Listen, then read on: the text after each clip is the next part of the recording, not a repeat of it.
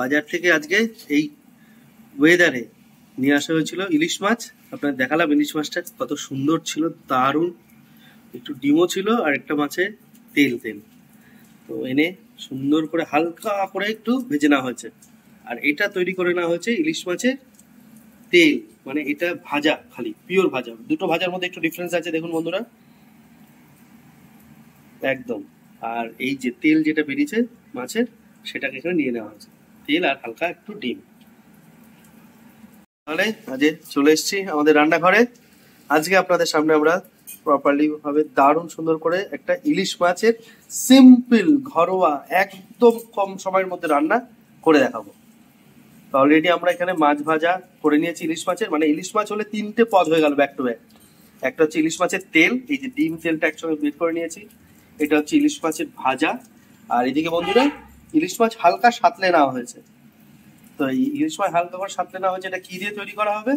এটা তৈরি করা হবে বেগুন দিয়ে কালো জিরা দিয়ে ইলিশ মাছের ঝোল, দারুণ সুন্দর টেস্ট হয়। আর যারা বলে থাকেন ইলিশ মাছে আদা ব্যবহার করা যায়ই না, তাদেরকে আজকে আমরা করে দেখাবো আদা দিয়ে, বেগুন দিয়ে, কালো জিরে ফোড়ন দিয়ে ইলিশ মাছের ঝোল। চলুন তাহলে দেখে নিই বন্ধুরা। সুন্দর করে ভেজে নিয়ে নেওয়ার পরে এখানে তৈরি করে নেবো আমরা ইলিশ মাছের তেল ঝাল, মানে ইলিশ মাছের ভিতরে যে তেলটা থাকে সেই তেলটাকে পেঁয়াজ, রসুন, লঙ্কা দিয়ে সুন্দর ফ্রাই করে তারপরে হালকা একটু জল দিয়ে বেশ মাখো মাখো করে তেল বেরোনো অব্দি আমরা তৈরি করে নেবো। নুন হলুদ দিয়ে মাখিয়ে রাখা হয়েছে। আর দেখুন ডিমটাও আছে, কিন্তু ইলিশের ডিম আর তেল দারুণ দারুণ টেস্ট। যেমন ভাজা ভালো, তেমনি এই ডিম আর তেল একসঙ্গে যদি তৈরি করে দেখেন, এক থালা ভাত এটা থেকে খাওয়া হয়ে যাবে আপনাদের, দারুণ টেস্ট। কাঁচা লঙ্কা দিয়ে একদম গরম গরম ভাতে সর্ষের তেলে ইলিশ মাছ এইভাবে ভাজা, অতুলনীয় অতুলনীয় স্বাদের, অতুলনীয়। আর এই ওয়েদারে তো ইলিশ মাছ দারুণ। আসছে বর্ষা বন্ধুরা, দারুণ দারুণ ইলিশ মাছের রেসিপি দেখাবো। আর দারুণ দারুণ ভাবে ইলিশ মাছগুলোকে রান্না করা হবে, খুব সুন্দর টেস্ট। ইলিশ মাছের তেল আর ডিম যেটা আমাদের করা হচ্ছে, সাথে দিয়ে কিন্তু আমরা তেলগুলোকে সুন্দর করে আগে বেছে নিয়ে ধুয়ে নেওয়া হয়েছে। তারপরে এখানে পেঁয়াজ, রসুন, আদা, লঙ্কা সব সুন্দর ভেজে নেওয়া হলো। এরপরে আমরা নুন হলুদ মাখানো ইলিশ মাছের ডিমটা দিয়ে দিচ্ছি, ডিম আর তেল।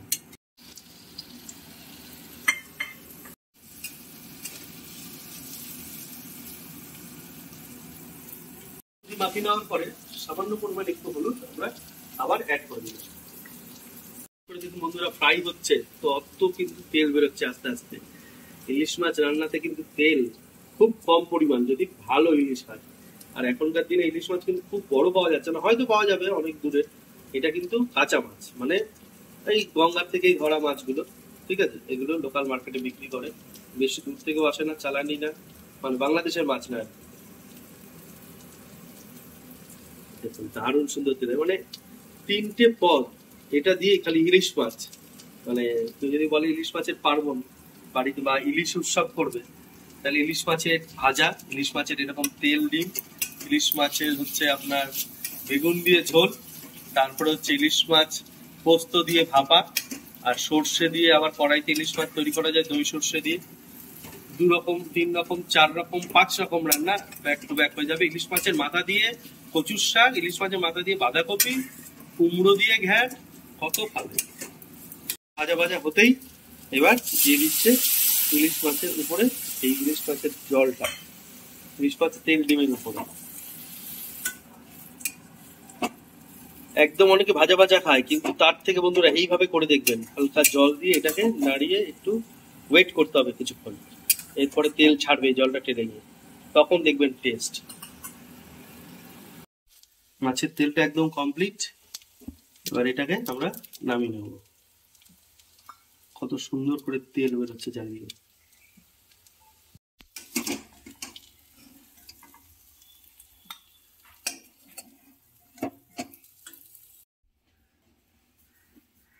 কত সুন্দর লাগছে, এটা খেতেও যেরকম ভালো তেমনি টেস্ট, দারুণ দেখতে।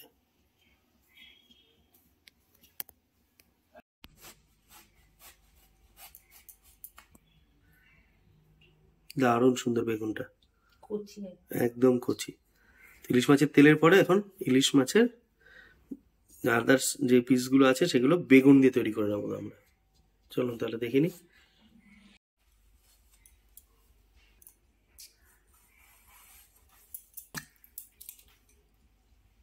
ইলিশ মাছ রান্না হচ্ছে আর এদিকে বাগানে একটু ফুল দেখালাম আপনাদের, একদম গাছের গোড়ায় ফুলটা তৈরি হয়েছে।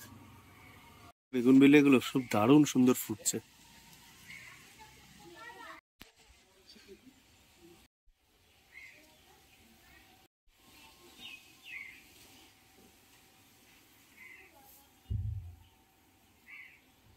কেটে জলে ভিজিয়ে রাখা হয়েছে। এখানে সামান্য পরিমাণ, যেটা মশলা না বললেও চলে, তার জন্য দিয়ে নেওয়া হচ্ছে কাঁচা লঙ্কা আর সেই ব্যতিক্রমী আদা, যে ইলিশ মাছে দেওয়া হচ্ছে আদা, এইটাই টুকরো করে এটাকে মিক্সিতে একটু পেস্ট করে নেবো। কিন্তু আমাদের আদা আর লঙ্কা বাটাটা একদম কমপ্লিট। আপনারা যারা দেখে বলছেন যে ইলিশ মাছে আদা খাওয়া যায় না, তারা একবার বাড়িতে ট্রাই করে দেখুন, তারপরে আমাদের কথাটা বলবেন যে ইলিশ মাছে আদা এইভাবে যেভাবে আমরা দিচ্ছি আর এই অল্প পরিমাণ কতটা টেস্ট ডিফারেন্স দেখুন। তেলের মধ্যে আদা লঙ্কা বাটা আর কালো জিরে ফোড়ন দিয়ে দেওয়া হচ্ছে জলটা, সঙ্গে কিছু গোটা কাঁচা লঙ্কা। একদম স্বল্প সময় আর খুব চটজলদি কিন্তু রান্নাটা ইলিশ মাছ। তো এটা ফুটছে, ফোটার পরে আমাদের দিয়ে দেওয়া হবে ইলিশ মাছ ভাজা, যেটা হালকা তেলে করে সাতলে ভেজে রাখা হয়েছিল। এবার দিয়ে দেওয়া হচ্ছে ইলিশ মাছে হালকা হালকা করে ভেজে রাখা পিসগুলো। দারুণ সুন্দর তেল উঠে আছে। ইলিশ মাছটা দেওয়ার পরে কিছুক্ষণ ঝোলটা ফুটবে, তারপরে ভেজে রাখা বেগুনগুলো আমরা দিয়ে দেবো। ঝোলটা সামান্য পরিমাণ একটু ফুটেছে, এবার ভেজে রাখা বেগুনগুলো পরে আমরা দিয়ে দিচ্ছি। কারণ একসঙ্গে দিলে কি হবে, বেগুনগুলো একদম গলে যেতে পারে, একদম কচি বেগুন, আর বেগুন ভাজা হলে একটু নরম হয়ে যায়। দারুণ সুন্দর, একদম খুব ভালো। আর এরকম হালকা মশলা, মানে মশলাই নেই কোনো, ইলিশ মাছের এই ধরনের ঝোল খুব টেস্টি হয়। দারুণ লাগছে দেখতে, ঝোলের কালারটা কি, হ্যাঁ, আর এত হালকা। অনেকেই পছন্দ করে না, যে কি দিয়ে খাবে, আদা দেবে, তাই না? আর আদা দিয়ে একবার খেয়ে দেখে, জিরা দিয়ে ভালো হয় না? হ্যাঁ, জিরে তো দেবে, কি অখাদ্য খাওয়া হয় জিরা, জিরা ধনিয়া এসব দিয়ে বলি লোকে। এইভাবে একবার ট্রাই করে দেখুন, সিম্পল, দারুণ টেস্ট। তেলটা দিয়ে সুন্দর ভাত মাখা হয়ে গেছে, কেমন টেস্ট একবার খেয়ে দে। টেস্ট ভালো, দেখো তুমি খেয়ে।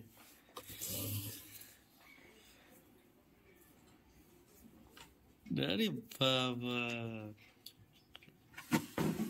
बढ़िया है, बढ़िया है, ঠিক আছে। কেমন টেস্ট এটা?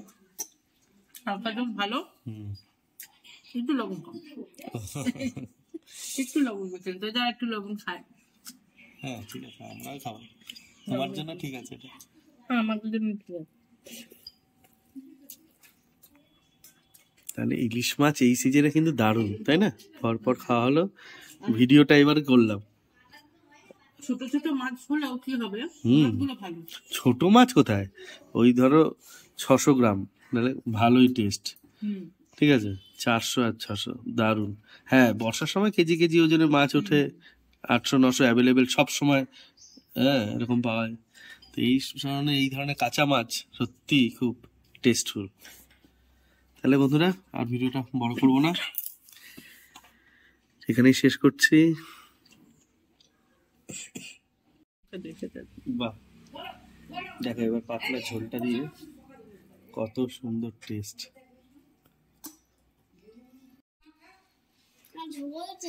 এই ঝোলটা ভালো লাগে না? জিভ বেরোচ্ছে, মাছের, ইলিশ মাছের ডিম্ব তেল খেয়ে দারুন। আবার নাও বলে